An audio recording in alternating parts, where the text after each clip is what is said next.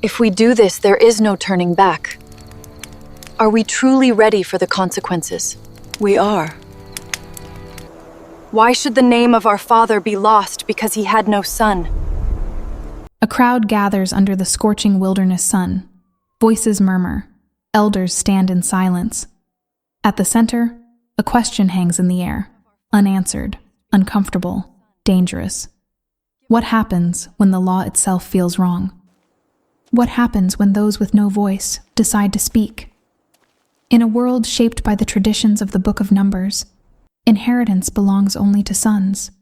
A man's name survives only through male heirs. Without them, his legacy disappears as if he never existed, erased by rules no one dares to question.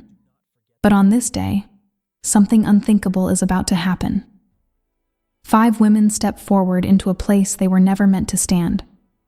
Their names are Mahla, Noah, Hogla, Milcah, and Tirzah.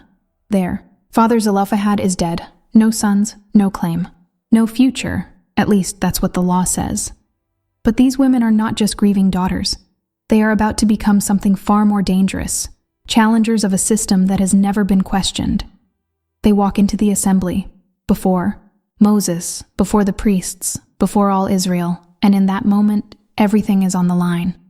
Because what they are about to ask is not small, it is not safe, and if they fail, their father's name will vanish forever. But if they succeed, they will rewrite the law itself. Long before these 5 women ever stepped forward, the world they lived in had already decided their place. It was a world ordered by structure, by lineage, by names passed carefully from father to son. Every tribe, every family, every inheritance was built on a single expectation, that a man's legacy would live on through his sons. Without a son, a man's name did not echo into the future. It faded. Land was not just land. It was identity. It was belonging. It was a promise tied to generations yet unborn. To lose it was to lose more than property. It was to be erased from memory, from history, from the very story of Israel. And in this world, women did not inherit. Not because they were unseen, but because they were never considered. From the beginning, the structure seemed fixed, unquestionable. Fathers passed to sons. Sons carried the name. Daughters were expected to marry, to become part of another household, another lineage, another story. It wasn't cruelty. It was tradition. But tradition, when left unchallenged, can quietly become a cage. For Mahla, Noah, Hogla, Milcah, and Tirzah, that cage was invisible until the day it closed around them, because the law did not bend for circumstance. It did not ask questions. It did not make exceptions, and it certainly did not expect to be challenged. Before there was a question, there was a loss. Zelophehad was gone. Somewhere in the long, unforgiving stretch of the wilderness, his life had come to an end. Like many others who had left Egypt with hope, but would never see the promised land.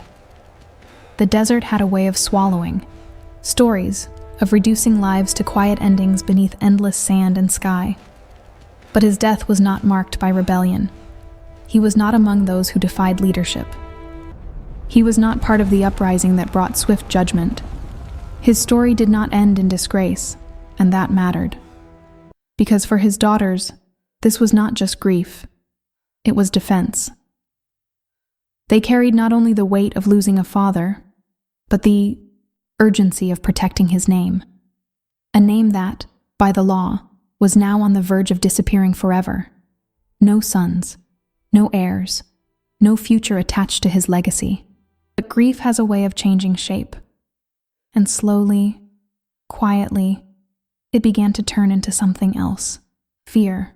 What would happen to them now? Where would they go? Who would remember their father when they were gone? They were about to lose everything, not because of wrongdoing, but because the law had no place for them. There comes a moment when silence stops being an option.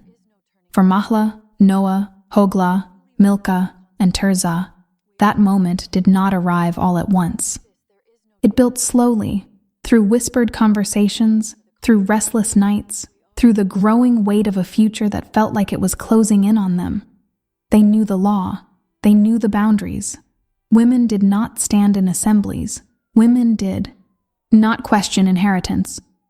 Women did not bring legal matters before leaders, and yet, here they were, standing at the edge of a decision that could either secure their future or destroy what little remained of it. Because this wasn't just about stepping forward. It was about stepping out of place. Imagine the risk. The fear must have been real, the doubt unavoidable. What if they were dismissed? What if they were silenced? What if their courage only made things worse? But courage is not the absence of fear. It is the decision that something else matters more. And for these 5 sisters, something did. Their father's name, their family's place, their right to exist within a story that was about to forget them.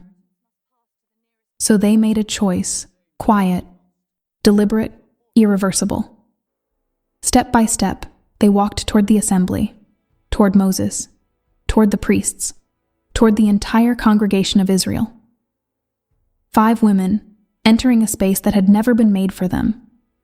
And as they stood there, in full view of everyone, the weight of tradition pressing down on every side, they did something no one expected. They spoke with courage, with purpose. Our father died in the wilderness, they began, grounding their words not in rebellion, but in truth. He was not among those who gathered themselves together against the Lord. It was a careful statement, a necessary one. They were honoring a man who had lived and died within the boundaries of the covenant. And then came the question, why should our father's name be removed from among his family because he had no son? Not a demand wrapped in pride, but a question rooted in justice, a question that exposed something no one had confronted before, because they were right. The law had spoken, but had it truly been fair? They stood there as daughters refusing to accept what was wrong. Give us a possession among our father's brothers. There it was, the weight of tradition pressing heavily against the possibility of change. Because if they were granted this, everything would shift. No one spoke. All eyes turned to Moses the leader, the mediator, the one who had stood between God and the people more times than anyone could count. But this time, even he did not answer. Instead of speaking from his own authority, Moses did something that would define the outcome of this moment. He brought their case before God. Imagine that. Their question did not stop at the assembly. It reached heaven. And then the answer came. Clear, direct, undeniable. The daughters of Zelophehad are right. God did not reinforce the existing law. He changed it. If a man dies and has no son, then you shall transfer his inheritance to his daughter. Just like that, a new path was written into the fabric of Israel's law, not as an exception, but as a principle, a permanent transformation. It was justice extended where it had never reached before. It was proof that the law was not beyond question, that even long-standing tradition could be reshaped when truth stepped forward with courage. Long after the moment passed, the impact remained. What Mahlah, Noah, Hoglah, Milcah, and Tirzah did was not just about land. It was about being seen. In a world where their voices were never expected to rise, they didn't just speak. They were heard and affirmed. Their courage didn't just secure an inheritance. It protected a legacy, and it opened a door that had never existed before, for every daughter who would come after them. Because of them, the law now remembered what it once overlooked, that justice is not static, that faith is not passive, and that sometimes the most powerful act is not rebellion, but the courage to ask a question that no one else dares to ask. They didn't shout. They didn't fight. They simply stood their ground and trusted that truth would be enough. And it was. Their story still echoes today, not just as a moment in history, but as a reminder that change can begin with a voice. That courage can rewrite what seems unchangeable, and that even in the most rigid systems, there is room for justice to rise. So the next time you feel unheard, remember them. 5 women, 1 question, and a law. That changed forever. If this story moved you, make sure to subscribe and like the video, because stories like this deserve to be heard again and again.